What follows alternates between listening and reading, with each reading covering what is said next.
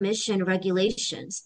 That would mean that the TLC is, signaling that they would use the manipulated data on utilization that the companies have been providing, you know, since, sorry about that the companies have been providing to the TLC, since during these lockout months.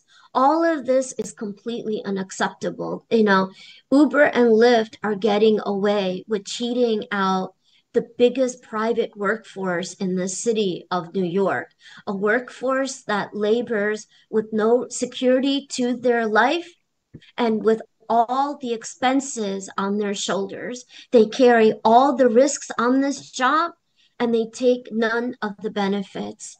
And the very basic idea of a minimum wage is now being shattered in the same city that led these efforts several years ago and was the first one to win these protections for this workforce. For its part, Uber claimed to have had a wait list to put a control to manage the oversaturation.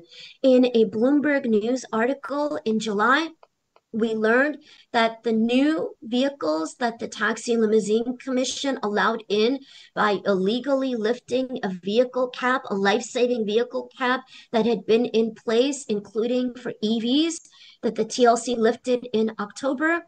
At the time, Uber's agents said, don't worry about it. There won't be oversaturation because Uber has a wait list. Well, we learned in July that that wait list was as phony as Uber's claims that it's going to end the lockout soon.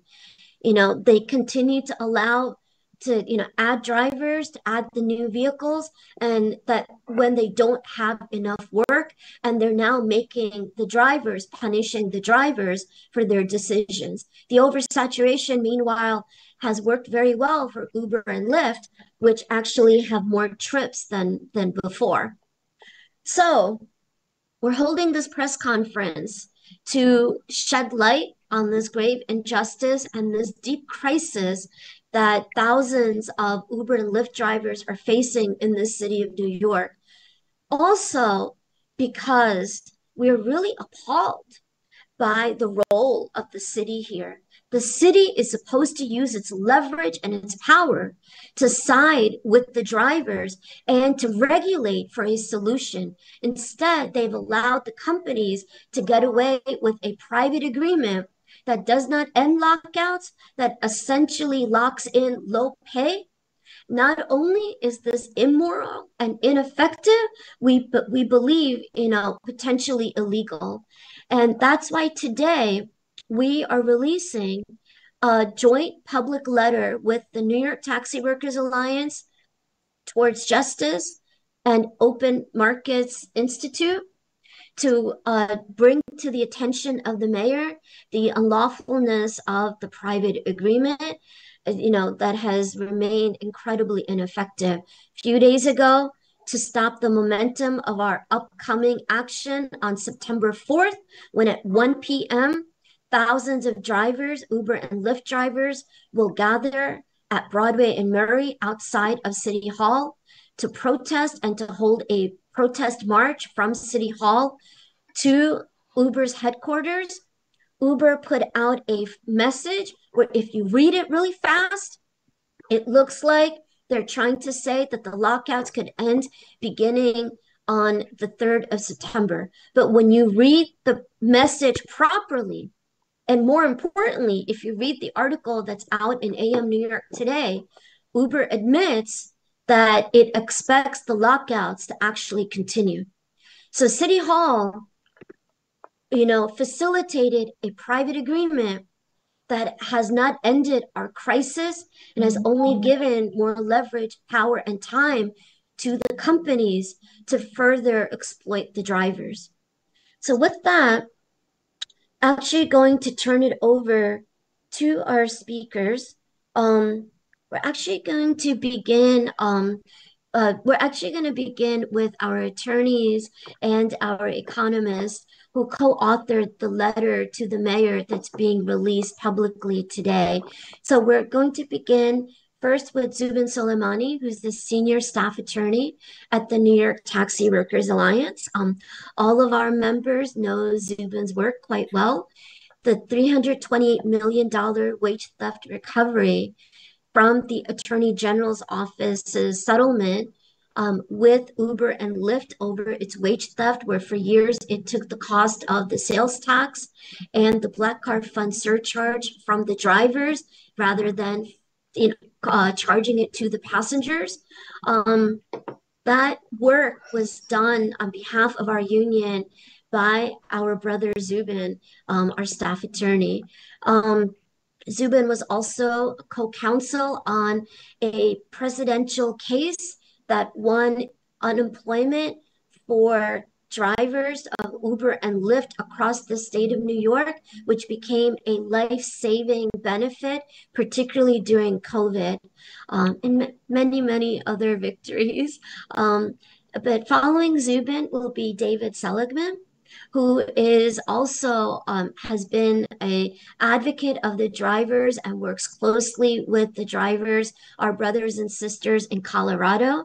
David is joining us today in his work directly with the Taxi Workers Alliance as the executive director of Towards Justice. And we're also being joined today by Brian Kalachi, who is the chief economist at Open Markets Institute, a leading watchdog that watches over, the impact of monopolization to protect the interests of our democracy, of our economy, the general public, both consumers and workers. And we're so honored to have David and Brian and their organizations on the front line with us in this critical fight for the survival of over 100,000 Uber and Lyft drivers in New York City. But with that, I would like to turn it over very proudly to my beloved colleague, our senior staff attorney, Zubin Soleimani. Good morning, and thank you for the very kind introduction. So Barry gave a good background on utilization rate and how it's being applied. I'm just going to follow up a little bit more on that and how what the companies are doing is a subversion of the pay rules and is directly violating the purpose of the rules that TLC expressly stated they would serve when they were passed. And how the incentive created to game the rules is not being corrected either by the lockouts or by any TLC action right now. So when TLC first passed the driver pay rule in 2018, it took a couple of steps to make sure that the rules pay standard wouldn't lose value over time depending on economic circumstances. The first was to peg the pay rates to the annual measure of inflation every year, which has been hugely important in assuring that value doesn't go down depending on the price of consumer goods. The second thing was to peg the rate of pay based on how busy drivers were in the aggregate. So like an inflation-adjusted pay measurement, it looks at what market conditions are and ensure that the drivers are insulated from those. And the way that functioned, just broadly, as Barry said, was if things get busier, and the utilization rate goes up, the pay rate can go down, but that's okay because as drivers would be busier, the amount that they would take home would be the same. If there was a downturn, drivers would be insulated from that because the pay rate could go up per trip and they would still take the same amount of pay. The proper functioning of that rule assumes that there are no lockouts. That is the only way that the rule could function properly. Engaging in that is a direct subversion of the purpose of the rule. I think this is clear in the rule itself because what I want to be clear about here is that when these companies are doing this, when they're giving data to TLC that doesn't provide information about all the times that drivers are on the app, they are not giving the data that is needed to produce a proper utilization rate. The TLC is then going forward making a decision based on corrupted and manipulated data that doesn't reflect what the rule requires. And just, to give an example of this, I mean, the way that this would happen is, say you have a driver who lives in the Bronx. They drive to Manhattan. They make a pickup in Manhattan. They drop that passenger off in Eastern Queens. And then from that point, they are locked out when they drop the passenger off in Queens, say until an hour later when they get back in Manhattan. Now, during that time, when the driver is coming back from Queens to Manhattan, the driver is available to work. They have expressed their willingness to work. The app says go somewhere where it's busier. The driver is doing that. They are not with their kids. They are not, they're not taking care of their family or doing anything else with their time other than trying to work. And what's important is the TLC rule doesn't ask companies to report time that drivers are logged into the app. The TLC rules specifically require that the utilization rate is supposed to measure time in which drivers make themselves available to receive dispatches. That driver who dropped a passenger off in Queens and is locked out had made himself available and is still available in the time where he is pursuing the next fare where the app says the busy areas are. Like deleting that data and not reflecting that time as the lockouts do is a failure to provide the needed data to make the rule function as it properly should. So this lowers pay in two ways, right? The first is, of course, if drivers are locked out, they can't work, and that immediate decrease in income. The second way is through the diminution of the rate going forward. With inaccurate data that's locked in for the entire year following, the drivers would be paid at a rate that doesn't reflect their actual rate of utilization, their actual amount of empty time. So the TLC could have, the TLC's rule when it was established was kind of the gold standard for how states or local governments could establish fair pay for ride-hail drivers. And part of that was that it didn't just set a piece rate. A piece rate doesn't really mean anything if there aren't enough trips. The utilization rate was really going to make the rule function like a real minimum wage law should. But you can have the strongest regulations in the world on paper, and if you don't enforce them, which is what letting the companies game manipulate the utilization rate is non-enforcement, then the regulatory scheme here is just a facade. So, thank you. That's. Oh, you're muted. Thank you, Zubin. I think today we're releasing a public letter to the mayor. So we wanted, Zubin was really giving the background as to the city regulations here, and the ways that the companies are gaming the rules. I wanted David and then to talk about really the message in our letter that's being released today with regards to this only solution that the city has put forth here is to facilitate a private agreement between Uber and Lyft that again does not end lockouts. And even today, Uber is saying it does not it expects the lockouts to continue, even though 2 days ago, Uber sent out a message to drivers where if you read it really fast, a driver could think it means that the lockouts are about to end. But again, in the media, their public statement that was released last night, that's in AM New York today, Uber basically affirmed that they expect the lockouts to continue. David, could you talk about how not only has this agreement been ineffective, immoral, leaves drivers off the table, done behind the doors, nothing in public, we never had an opportunity to even comment on this, but also how it's potentially unlawful as far as antitrust law is concerned. Yes, thank you. Can you hear me okay?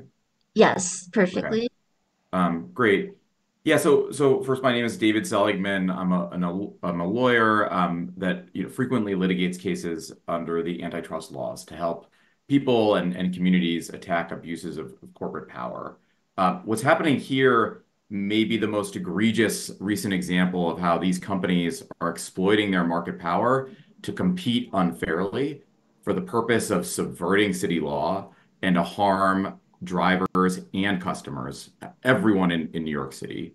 We'll hear more from Brian Kalachi from Open Markets about the company's pervasive unfair competition, how they claim, that drivers are independent but still exercise extraordinary control over drivers, and through the lockouts are controlling the time and place of work to cheat drivers out of their lawful pay, even while driving up prices, seemingly. But the agreement we see between the companies, right under the noses of the Adams administration, seems to represent something new and deeply concerning. In this case, the companies appear to be colluding with each other right out in the open. Uber has seemingly agreed with Lyft to reduce lockouts, but only if Lyft simultaneously increases lockouts to reach a utilization rate of 50%. That appears to be a blatant agreement between duopolists, the two powerful entities in this rideshare market, to restrain trade, which is a violation of black letter principles of federal and state antitrust law. If all the sandwich restaurants in New York City agreed only to sell a certain number of sandwiches per day, that would be a per se violation of the law. What we're seeing here doesn't seem to be any different, except the stakes are even higher. The livelihood of thousands and thousands of people are on the line. The companies should be competing with each other with high wages for drivers and low prices for consumers. That's what fair competition is supposed to look like, and that's what our laws require. What our antitrust laws expressly and clearly prohibit is competitors coming together to agree, to collude, not to compete over these things. And because the goal of this arrangement is explicitly to avoid an increase in minimum pay rates for drivers, the collusive conduct here amounts to a wage fixing agreement.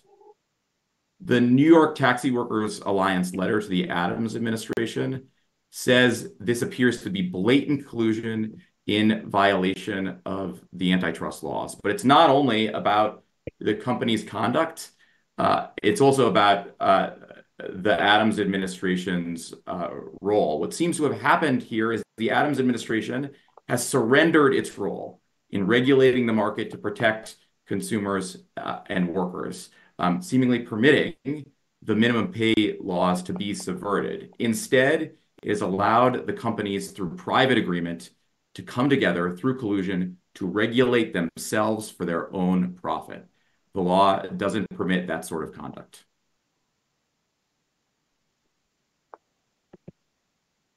Thank you very much, David. And to the members of the media, we have in the press advisory e-blast that went out this morning, there is a link to the PDF of the letter. We will also be sending it out after the press conference. We'll also be posting it both on Twitter and on Facebook. Thank you, David. I would now like to turn to Brian Kalachi. The Chief Economist at Open Markets Institute. Thank you, Brian. Yeah, thanks for having me. My name is Brian Kalachi. I'm Chief Economist at the Open Markets Institute. And if you don't know who we are, we're a think tank. We do wonk stuff focused on anti-monopoly policy. And we advocate for policy to foster open and publicly governed markets and to promote shared prosperity and democracy. Just speaking as an economist here, the economic issues at stake are pretty clear. The first feature to note about the ride-hailing market is that it's a duopoly. Drivers have only two options. And by now, we actually have pretty good, economic evidence that these companies have, in fact, market power over drivers, meaning that they can suppress pay levels below the competitive level. And a recent estimate put this at a wage markdown at about 14%. For those interested in the technical term, it's called monopsony. But public regulations like the minimum wage rule, the TLC enacted, and others are essential to counter this kind of market power.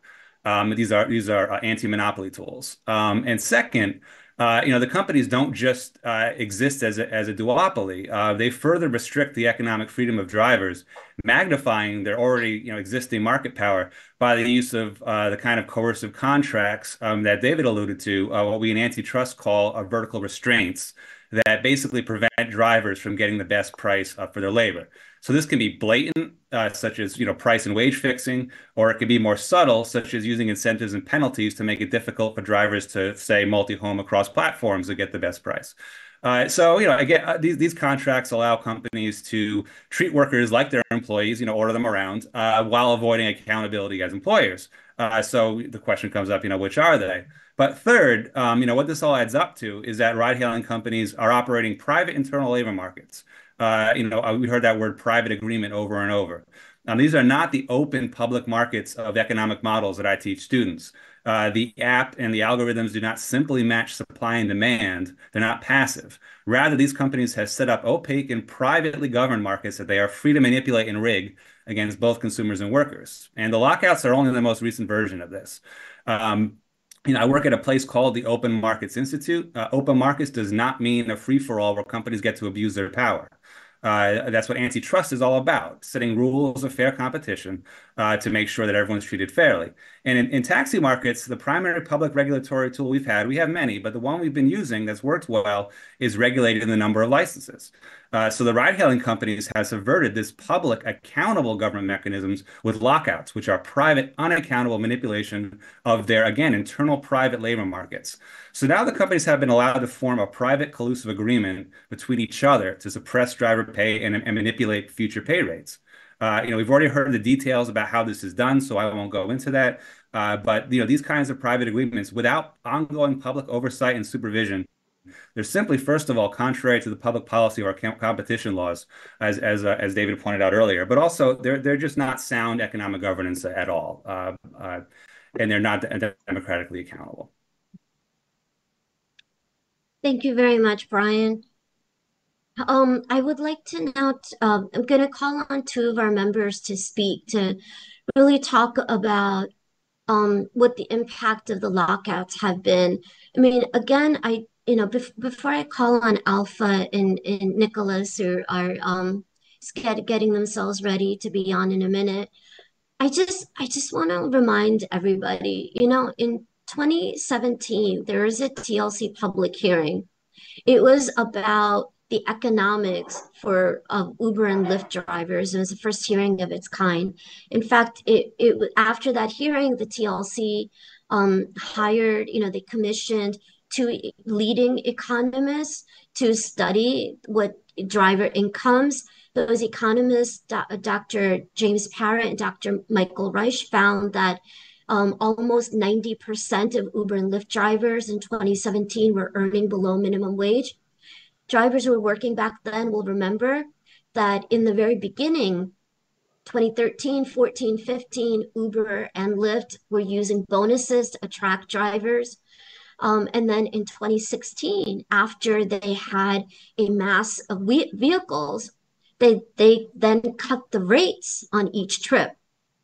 One of the reasons that the Taxi Limousine Commission regulated these minimum pay rates, they're supposed to be minimum, is because prior to this rule, there was no floor.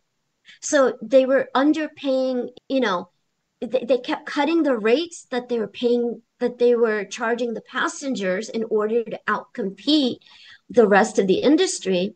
And because drivers earned a percentage from those rates, the drivers suffered. The companies made that business decision on their own, but they made the drivers pay the price. And so the TLC, in enacting the minimum pay rules, really set up a floor so no driver income falls below that floor. Because, under a floor, it's dirt, and that's sinking poverty. So that was really the purpose of these pay rules.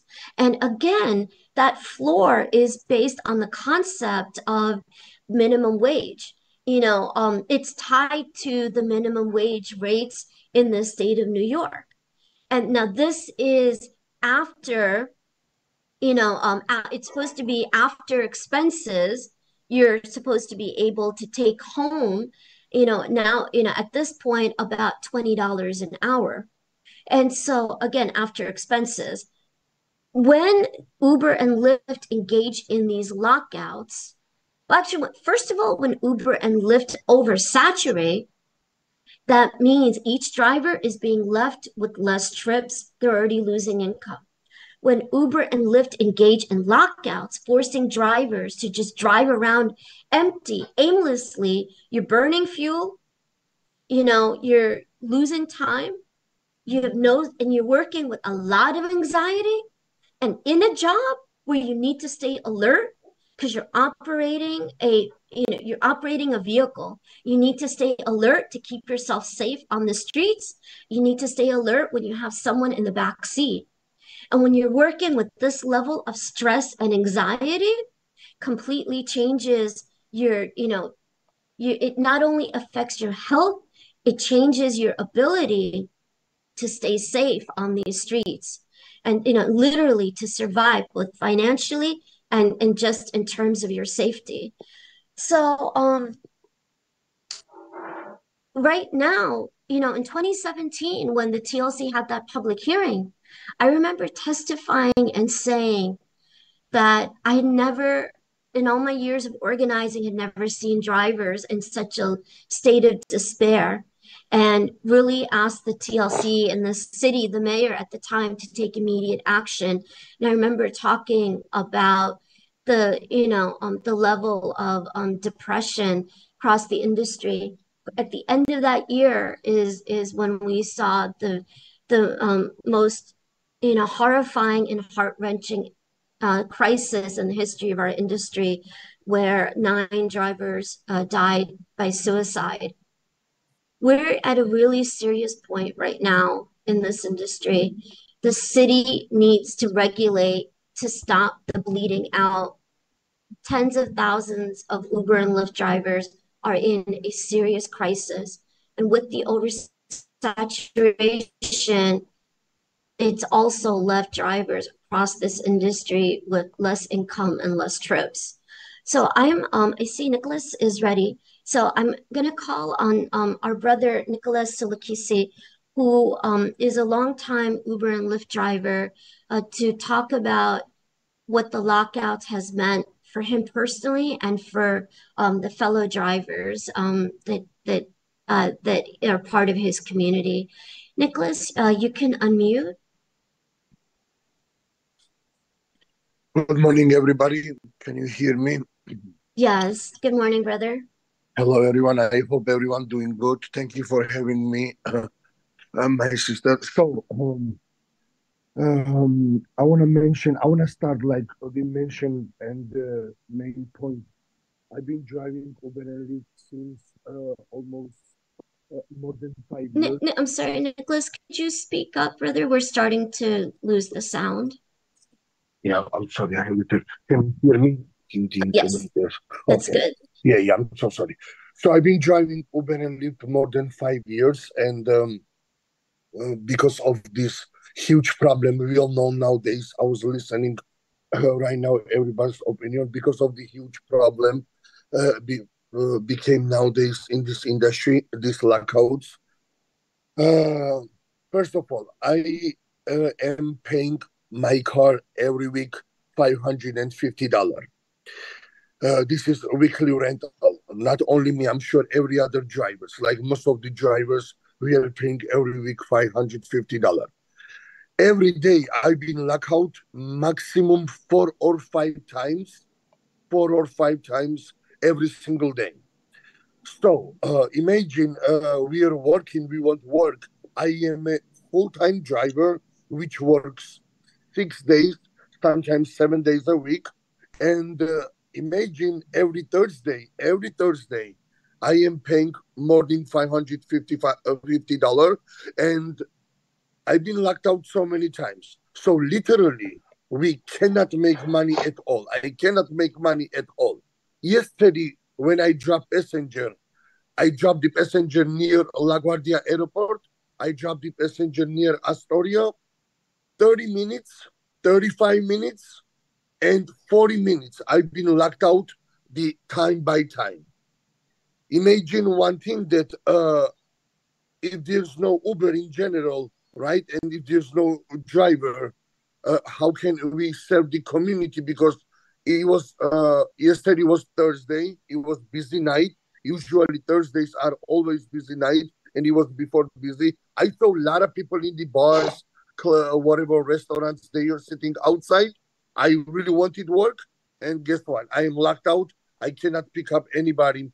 And the latter lately, we received email that Uber and Lyft wants to reducing, like the lockouts. We all know that reducing does not mean permanently cancel. Reducing cannot help all the entire drivers to solve our problems. We are fighting and we will fighting until we will win. Because reducing means out of the 10 times, I'm still gonna be locked out. If I will be like 7 times lockout and 3 times not lockout, what does it mean, right? It doesn't make any sense at all. I want to claim my message with everybody that, we want permanently cancel. It's not only I am the situation. My wife also full-time driver. We woke up sometimes 4, 5 a.m. to start one passenger, another passenger. That's it. We are like a couple of hours locked out and we cannot go online. So what does it mean? This means that Uber and Lyft plays the dirty game. They try to take our money and they try to, give us the message or you know what? Because we have so many drivers and da-da-da-da-da. That's why we've been locked out. Let me ask you a very good point. If there's so many drivers in the industry, right? Why they still issuing TLC license? IDJ, they just opened recently one school, and we have one more school in Brooklyn, in Sunset Park. So what does it mean? People still taking license, but Uber and Lyft claim that we have so many drivers. I don't think so. It makes sense. Just think about it. This is like simple logic, right? And one more time, I want to clearly give this message. Reducing doesn't mean the permanently cancel. So we never take this pony, like the pony or whatever this message. So we want canceled and we never agree with Uber and Lyft and we will definitely continue fight unless we will win. And we're spreading every driver words, make sure we get united and make sure we will finish these lockouts again. Thank you so much. That was my clear message. Thank you so much, Nicholas. And that's right. On September 4th, on Wednesday at 1 p.m. at Broadway and Murray, we're going to be out on the streets. As Brother Nicholas said, we have put out a call. We'll let the companies and the city know that our union is seriously organizing for a strike. On Wednesday, we aim to shut down downtown with a protest march from City Hall to Uber's headquarters. We have a strike pledge that is out. We continue to collect signatures from drivers for a minimum 24-hour strike. We want Uber to understand that we're not going to take this lying down. We're not shaking in the knees. Uber is not the only power player in the city of New York. Organized drivers have power, and we plan to unleash that power. If Uber does not stop the lockouts and the Taxi and Limousine Commission does not implement regulations to permanently close up the loopholes, take away the threat of lockouts, not only today, but also into the future, reset the pay rates to the actual utilization rate so that drivers are no longer underpaid. If our demands are not met, we plan to go on a citywide minimum 24-hour strike. Wednesday, September 4th, we're going to shut down downtown with our protest march. And on that day, we plan to announce the date of our strike. Our next speaker is now Brother Alpha Barry. Alpha, if you can unmute. Can you see me? We hear you. We don't see you, brother, but we do hear you. Hold on.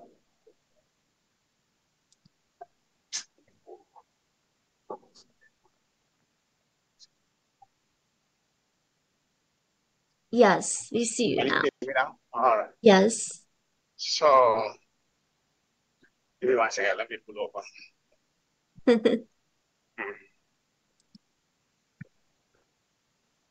Okay. Good morning, everyone. My name is Alpha Barry.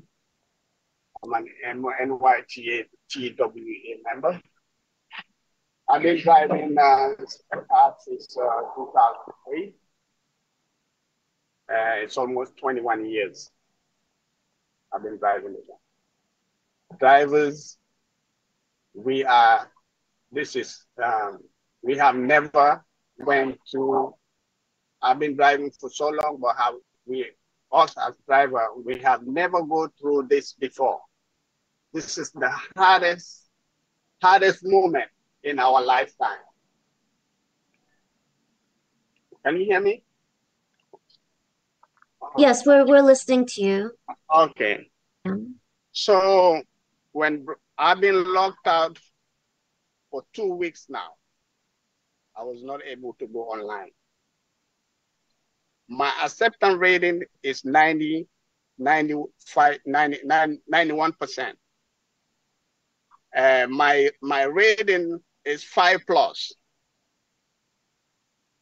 I already picked up more than 30,000, almost 30,000 passengers.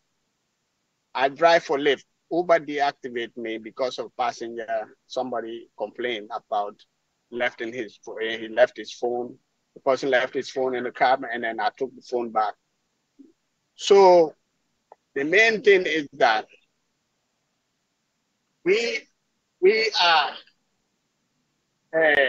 are being deactivated unfairly. Now they came up with the lockout. First, when Uber came, there were so many drivers. Drivers were making money. Uber was still making money. So the pandemic hit, some drivers left. So what is the difference from when they started and now? They're talking about there's so many drivers. Back then, we have more drivers and every driver was making money. And now they said they always have excuse. Now they're saying there's more. There's more drivers than drivers who are making money. What changed? What changed? This is just they're trying to. My rent is $2,500. I pay for my car $407 insurance. How am I going to survive? I also have family to feed. Me being locked out for 2 weeks now.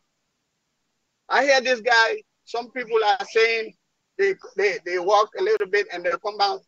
I was not able even to go online. It's not even, you're not even talking about, oh, you're gonna go online for 5 minutes or or for 2 minutes or for 45 minutes. I was not even able to go online. This is devastating to us. What they're doing to us is very devastating. We need help. We are going through a lot. We need help. We are going through a lot. Uber and Lyft should go to hell because of this. Okay? Please, we are pledging to the mayor, to whoever will be able to help us to take this lockout up, because if then it doesn't work, it's not going to work now, because they were still making money back then. Why they brought up the lockout now? If they were making money back then, why they're not making money now? And now they're saying the lockout. They're locking us out for no reason. For no reason. Because of the utilization rate. They're taking, they are finding an excuse because they were upset about the utilization rate. Now they're taking it on drivers. What doesn't have anything to do? They are punishing drivers because of the utilization rate. They don't want to pay us. They don't want to pay us what they're supposed to give us. You know, even even if that happens, they say you're not going to win all the time. Sometimes you have to lose to gain somewhere. You cannot just win all the time. You know, you can't say, oh, because of utilization rate. Then back then you make money. Why not making money now? You know, they steal our money. They also deactivate us for no reason. Now they're locking us out. What did they want from us as drivers? This is just too much. We're going through hell right now. Drivers are going through hell. It's too much. I'm sometimes like when you can't even go to sleep thinking about it. You know? So please, we need help. I don't know where we're going to get it, but we need help. We are going through a lot as drivers. Please help. I thank everyone for organizing this and for organizing, put me online to speak my mind. But please listen to us as drivers. We're going through a lot. Thank you, Alpha. Yeah. Thank you, my brother. We're going to help ourselves. That's why we're organizing. We're going to be out there on Wednesday at 1 p.m. outside City Hall, and we will be announcing our plans for a citywide 24-hour, minimum 24-hour strike if our demands are not met. I would like to open it up. If there are any members of the media who have questions, I see a lot of our members. We're going to be having a membership meeting on Zoom at 8 p.m. But right now for this press event, I would like to open it up if there are any reporters. I see a number of you on here if you would like to ask a question. Okay. Samantha? Samantha Liebman from New York. Hi. I just wanted you, just in very simple terms, if you could just explain the lockout. You know, what was the purpose of it initially, you know, and why has it gotten out of control? Just like very simply, if you can keep it short so our viewers can understand it better. Uber and Lyft are using the lockouts to manipulate how much of the time drivers are shown to be empty so that they can get out of having to pay drivers the full rates that the drivers are owed on all of their trips. This is, so the Taxi and Limousine Commission sets the pay for the minimum amount that Uber and Lyft have to pay to the drivers on each trip per mile and per minute. And part of the calculation for those pay rates is the percentage of time that drivers are found to be empty. So Uber and Lyft are trying to cover up how much empty time they report to the TLC so they don't have to pay drivers more on each trip. That's what it boils down to. Sorry, sorry, Sam, you could unmute again. Oh, no, it's okay. Thank you. That was great. It just seems very random too, because it just seems that these drivers are just being locked out. They pick up 2 fares and then all of a sudden they're locked out. Or they're in a very heavy zone where there are a lot of people requesting, yet they're locked out. You know, the driver that I went with this morning said that he's picked up people who said they waited a long time, yet there's tons of empty cars sitting around because they're locked out. I mean, is there something with the algorithm? Like, what is going on here? No, this is intentional. This is an economic policy that Uber has set in place so that they can avoid having to pay drivers all the money that drivers are due for all the hours that they are working. They're locking drivers out, even if the driver is a 5-star driver. The driver could have purchased a brand new vehicle. The driver could be in a surge zone where they tell the public that they're surging to the passenger because there's more passengers and less drivers, but they are the ones who have created the scarcity in the number of drivers by locking the drivers out. There's no rhyme or reason to what Uber is doing. it's pure greed and it's manipulation to evade having to pay the drivers all the income that the drivers are owed.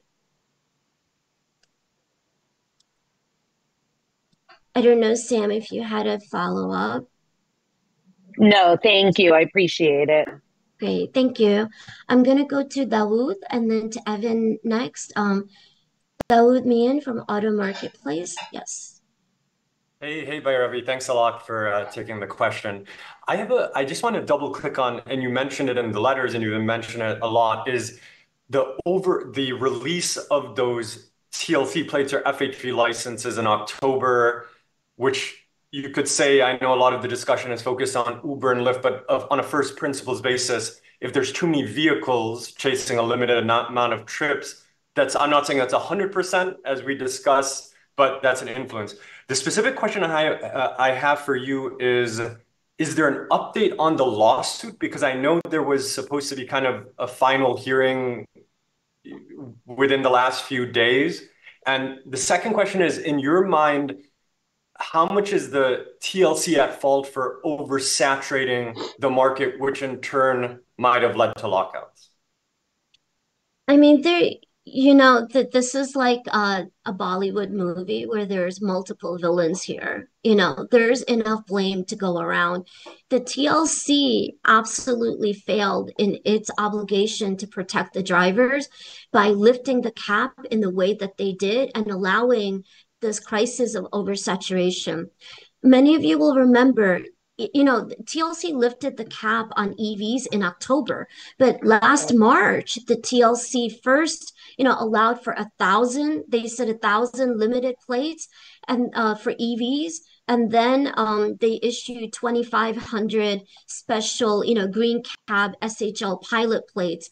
You will recall that at the time, our union, in fact, we confronted the TLC chairman at a public hearing. And one of the things we said was, you just weakened the TLC utilization rule, where the TLC applied a 58% utilization rate in the pay formula and regulated for a utilization band. So even if the actual utilization fell to 53% in the pay formula, the rate would remain 58%, which meant that the companies were given room to oversaturate and still not have to pay drivers to compensate for the driver's loss of income from loss of trips. Again, that alone would have left drivers with the loss of about $4,000 for the year of income. At the time, the TLC said, the utilization has remained steady, around 56 to 58%. Uber itself said that, Uber urged the TLC to make that rule change. And Uber said that with that rule change, Uber implied that with that rule change, there would not be lockouts.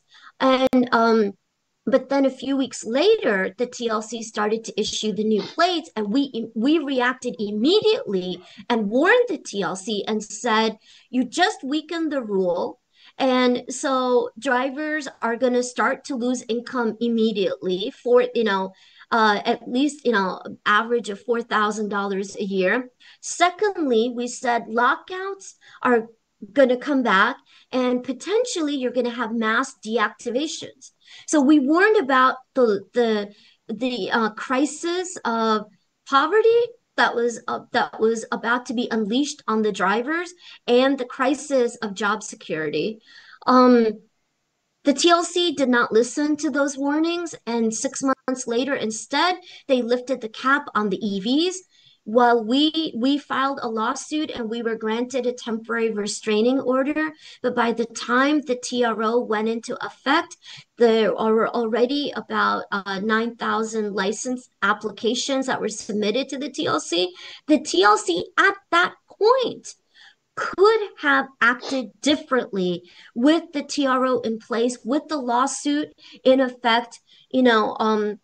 They could have put an end to those applications even on their own. But the TLC chose not to do that. And then, it appears to me, I mean, I was very shocked. TLC had said at a city council hearing that it would take them several months to process those applications and to have those new vehicles on the streets. Yet it looks to me like within a very short period of few months, all those cars started hitting the streets. Uber is also not blameless here. During this whole time period, Uber claimed that it had a wait list, but we learned in this July that the wait list seemingly did not apply to those new vehicles.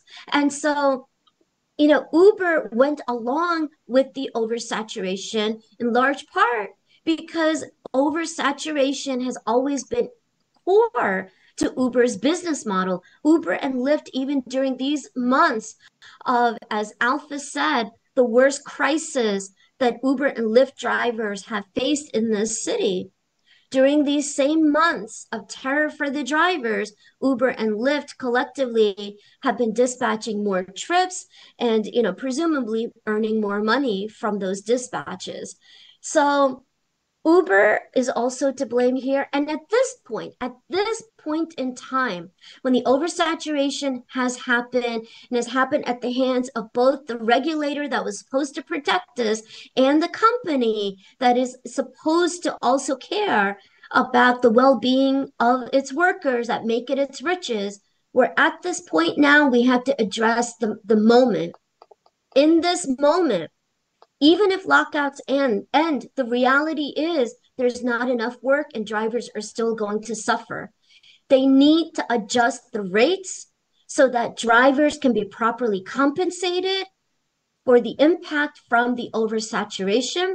And specifically, given that the data that the TLC is now displaying on utilization since June is all manipulated, faulty data. TLC should not be allowed to rely on it to set the utilization rate next year. They need to discard that data.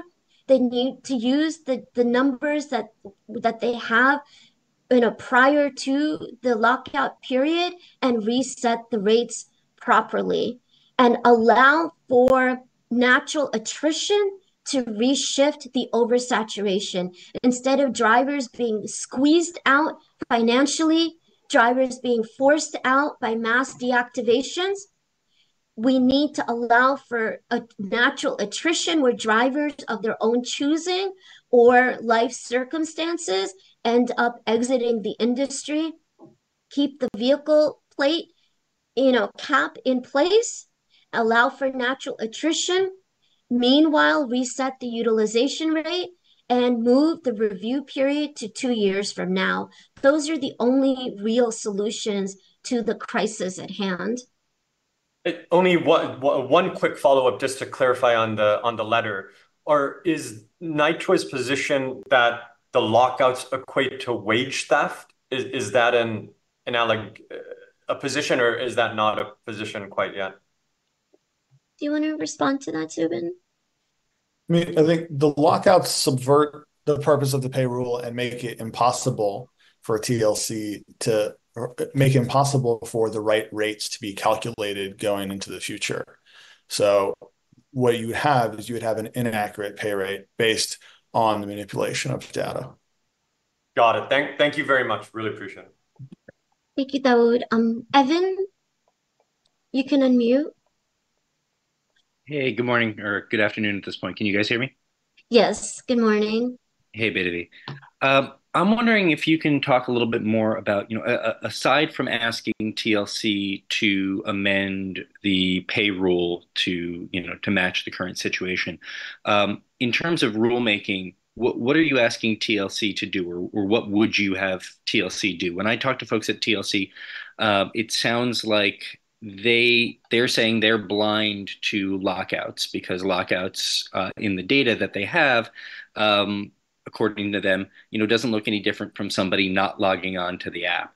So what can you ask for in terms of rulemaking to basically, if the hope is to somehow legally restrict Uber and Lyft from being able to do this, what kind of a rule do you need?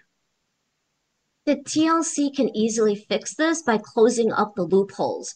If they are blind to the lockouts as far as the data is concerned, it's because they're allowing the companies to game their own rules.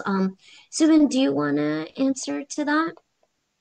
Sure. Yeah. I mean, I think so. I mean, just it's a pretty simple fix, Evan. And I think what like I think it starts with the starting place, understanding that the current rule language calls for this data to be reported. The current rule language says utilization is the time in which passengers are being transported out of the total time that drivers make themselves available to accept a dispatch. I see that as a driver attempting to go online or a driver attempting to stay online after a trip. If it's TLC's position that the current rules don't collect data sufficient for them to measure an accurate, non-lockout manipulated the data reporting point for utilization, they can easily amend the rules to say that the data, should reflect that time frame. And to do and that doing that, wouldn't be changing what utilization means. Doing that would just be collecting the data necessary to understand what utilization means in the terms that TLC wrote 6 years ago, and finally catching up to getting sufficient data to reflect that 6-year-old rule language. So it sounds, forgive me, I don't want to put words in anybody's mouth. I just want to clarify. It sounds like you're saying that as the rule is currently written, there's already a requirement for that data. Yeah, the rule defines utilization, yes, to mean all the time that drivers have made themselves available to accept dispatches. Got it. Thank you. Sure.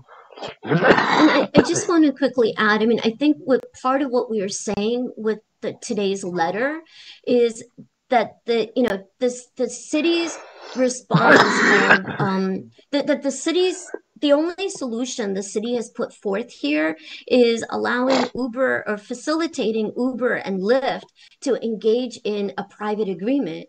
And that is not a solution. We see that private agreement as unlawful. The city here needs to step in and properly regulate to fix this crisis. It cannot throw its arms up in the air and act powerless here, especially when it has made a conscious decision to appear to be powerless and to allow the companies to collude in a private agreement that cheats drivers out of income that they are owed. So TLC, the city of New York, the TLC and the mayor don't get a free pass here. They're going to need to regulate. And the regulation is actually what is necessary in order to fix this crisis for the drivers. And I think what we're saying is we understand that even if the city regulates, Uber and Lyft have not shown themselves to be, good social actors. We know they may threaten lawsuits and, in other cities where they can afford to leave or pretend they can afford to leave, they will threaten that they're going to leave that city. In New York, the gameplay has been to threaten litigation. They can't just say they're going to leave New York City because this is their breadbasket.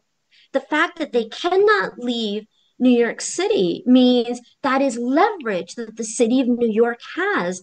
And instead of using that leverage to protect the drivers, the city has abdicated in its moral and legal responsibility, by refusing to really regulate here.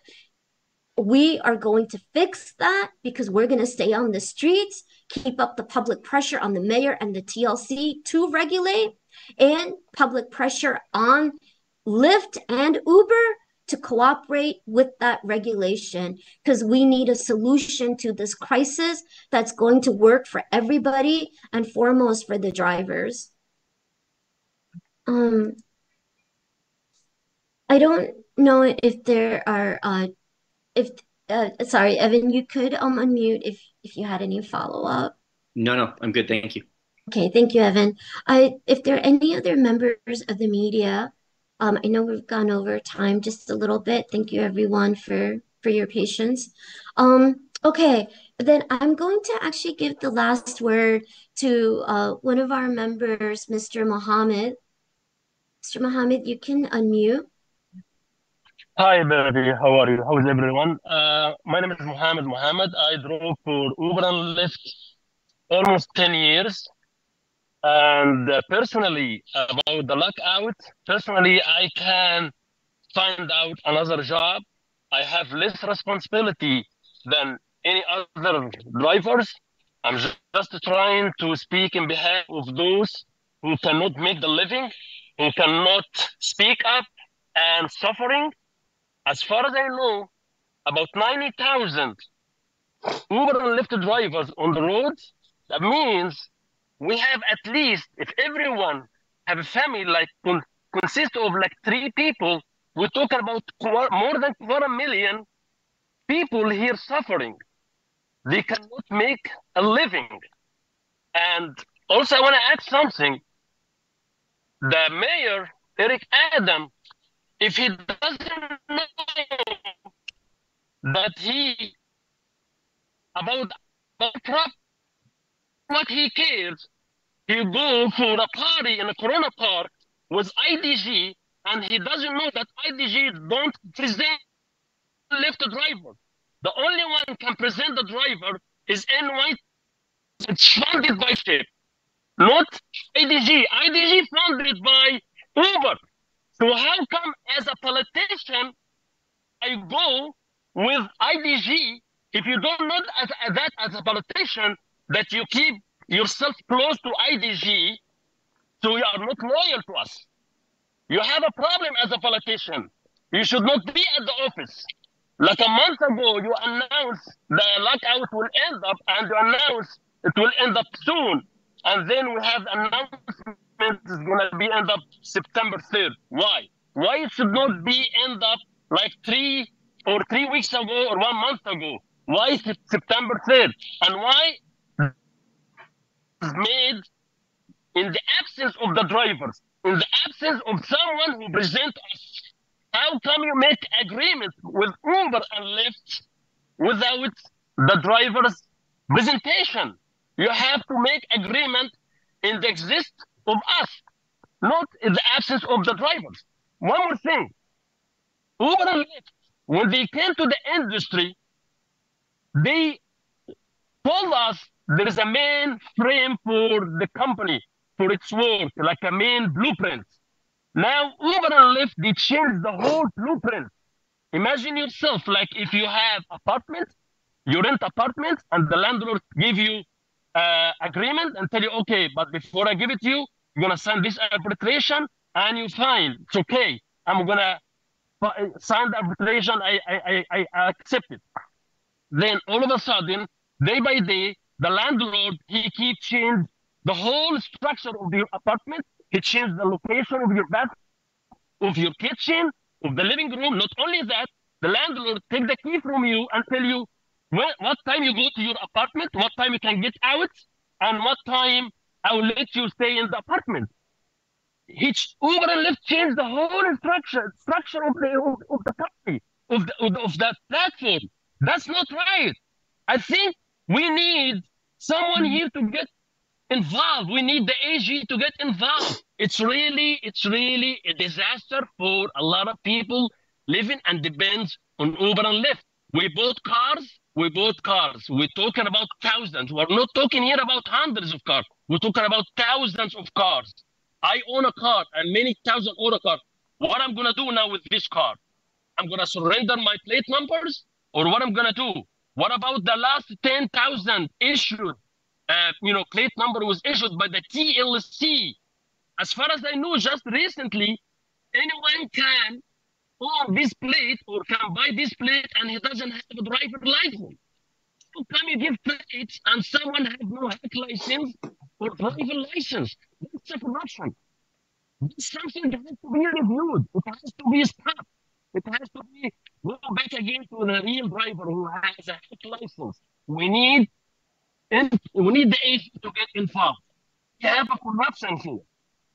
Thank you. I'm sorry for if I'm like I'm talking like I'm yelling, but I'm really upset for the needy driver, the driver who cannot express themselves. Thousands of drivers at LaGuardia, I was on the ground. They cannot speak English. They cannot express themselves. They have no choice. They like this stuck. Uber and Lyft, if they don't stop the lockout soon, today or maybe yesterday, they should be banned. You should be out of New York City. That's what I need. Thank you. Thank you, Mr. Mohammed. Well, everyone, on Wednesday, we're hitting the streets 1 p.m. outside City Hall at Broadway and Murray. You know, as Alpha said, I think part is Nicholas and Mr. Mohammed said, this is the most serious crisis facing Uber and Lyft drivers in the last half a decade in New York City, in one of its biggest global markets. The city has leverage. They have misused it. We're going to set things straight because we need a real solution and an end to this crisis. Thank you so much, everybody, for joining. Again, the letter that was released to the mayor, warning the mayor about the potential antitrust violations in the private agreement between Uber and Lyft and the need for real regulatory solution here will be posted online, both on Facebook and Twitter. Members of the media, if there are more drivers that you would like to speak with directly, one-on-one interview, ride along with, please do not hesitate to contact our union, and we will connect you with our members. Thank you so much, particularly to David and Brian. And on behalf of Zubin and all of us at the Taxi Workers Alliance, on behalf of Alpha and Nicholas, Mr. Mohammed and Zubin and myself, thank you all for joining. See you on Wednesday on the streets.